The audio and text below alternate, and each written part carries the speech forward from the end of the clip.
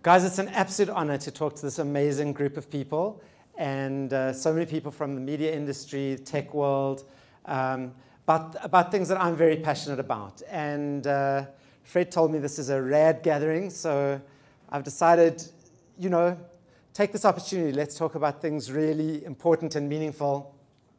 Education's been a religion in my family. Since I was born, we grew up in pretty poor family, and I've got 3 older brothers. 4 of us slept on the floor on foam mattresses, and we went to the best private schools.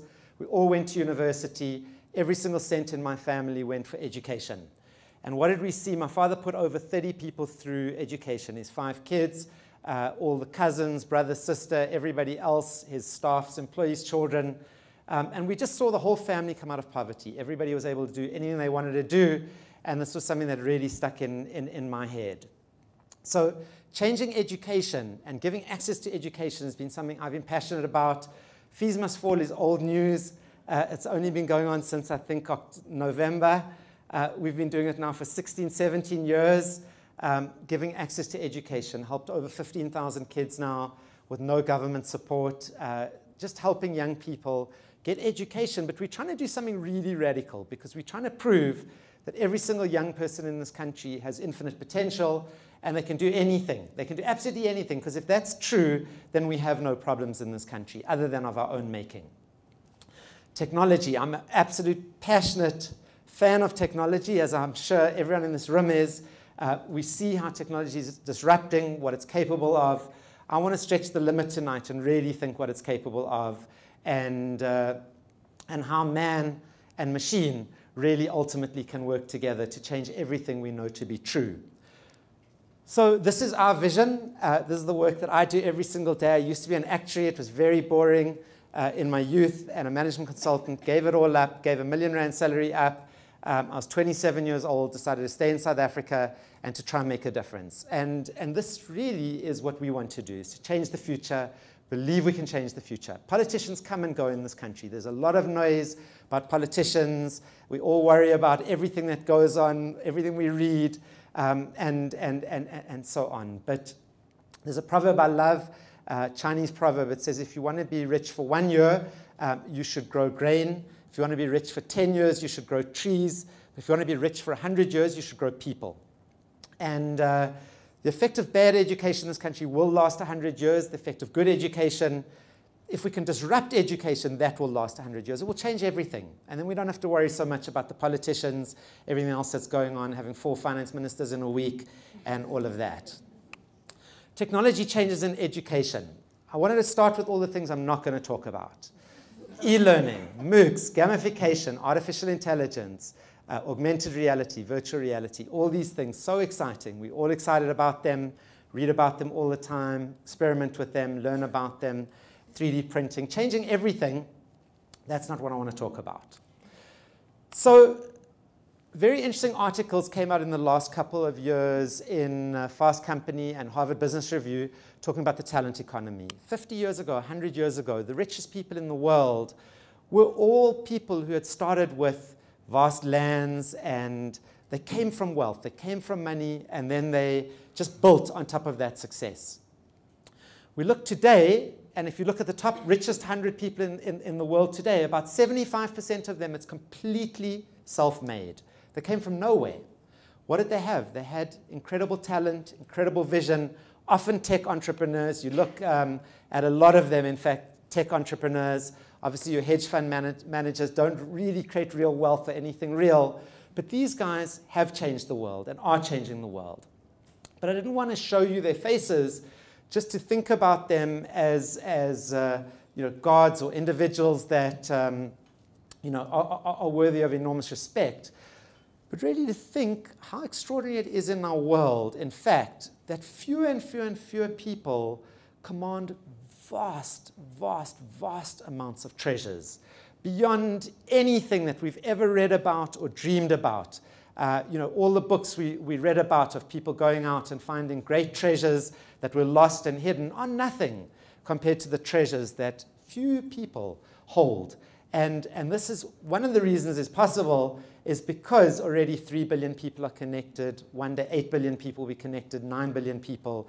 And it's possible for a Jan Koum to come from Ukraine, arrive in the US, go on food stamps, and he builds WhatsApp and he sells it to Mark Zuckerberg for $18 billion. That's possible. That didn't used to be possible. So this is very, very interesting, and it's very disruptive in the world because more and more people are consumers and less people are actually creators. If you want to talk about real gods and real creativity, beyond the heroes we've just seen on the previous slide, let's talk about real talent. Real talent, look at this picture. That's the Milky Way. What created that? Where did it come from? Milky Way.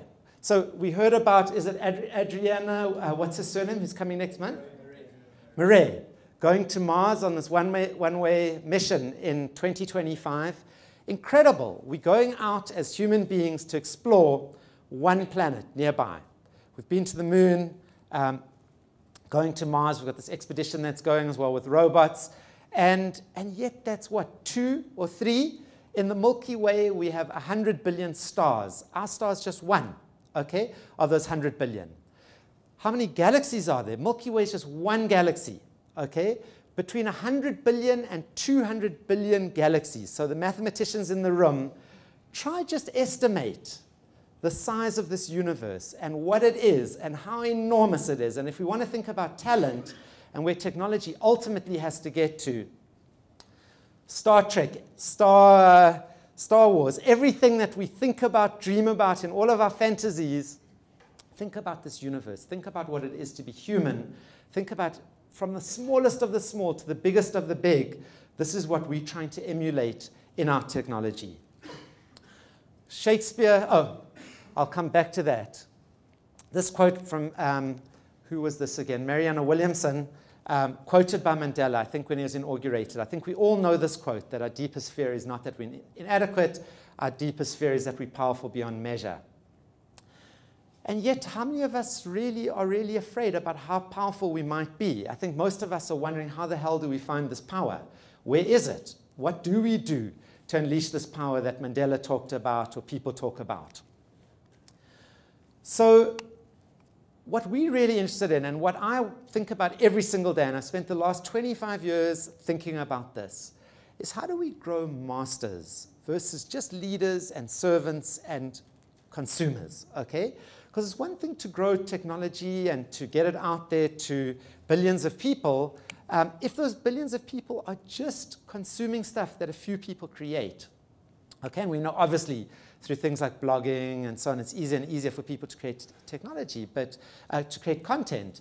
But think about, for example, I'm waiting to see what's going to happen with virtual reality.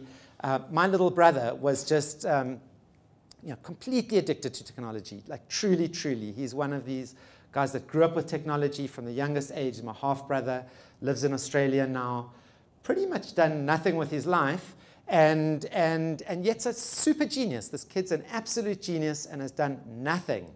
Just 24/7. It's on the web, connecting with people all over the world, playing games, doing stuff, in that regard, but not using just his infinite potential to do anything beautiful or meaningful in the world. So wait till augmented reality really hits us. Wait till virtual reality really, really hits. We know the Oculus Rift coming out in the next few months. I'm sure everyone's going to buy one. Everyone's very excited. Then we'll just all be sitting in a room with these headsets on in this beautiful world that we're just partaking in, but what are we creating and what are we doing? This was a very, very interesting article that I came across. I was in the States a few months back. This was the front page of one of the most thoughtful magazines in the US. It's called The Atlantic. A former girlfriend of mine is a chief editor there, and so I'm very interested in this magazine. And this was the cover. Technology will soon erase millions of jobs. Could that be a good thing? And the article's called The End of Work. Okay?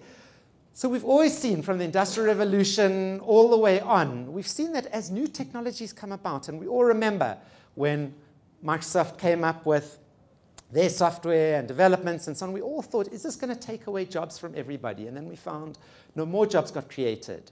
So this article and this hypothesis, and there's a lot being written about this now, is that for the first time, machines are getting so smart that they're starting to do things better than humans can. And we're seeing it, maybe the best chess player in the world will beat the best chess computer in the world. And I just heard about the other day, I think, with that Go competition, a human being beat the computer. But that's one human being. Think about the other 8 billion. Would they be beating that computer? Okay?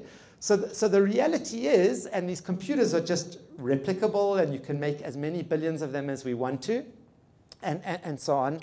So this is a turning point in human history. This article says that they're predicting within something like 10 years, 750 million jobs will be wiped off the face of the earth. Okay, so we just think about, say, for example, Uber. When I was traveling around the States, Uber, I mean, we love Uber. It's fantastic. What a brilliant disruption. And I was just taking yellow cabs because I wanted to talk to the drivers. Are you so busy? What's it like morning to night? They hate Uber. They hate Uber. Okay? And it's interesting because a lot of these people, and I didn't know this, in America, the #1 job for men in America is driving. Okay? But think about Uber in 10 years' time. All those lovely people driving